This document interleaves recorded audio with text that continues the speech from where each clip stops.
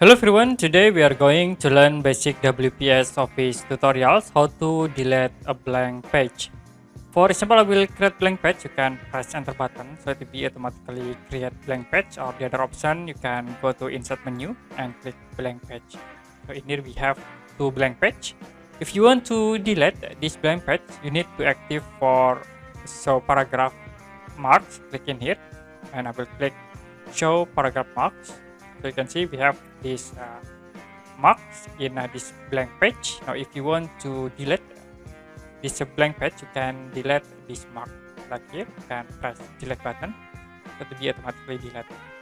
For this blank, you can use backspace to delete this mark like this. So that's it, how to delete blank page, and you can click again in here to hide paragraph marks. Okay, that's it, how to delete blank page in WPS Office Word. And if you have any question about this tutorial, you can comment below this video.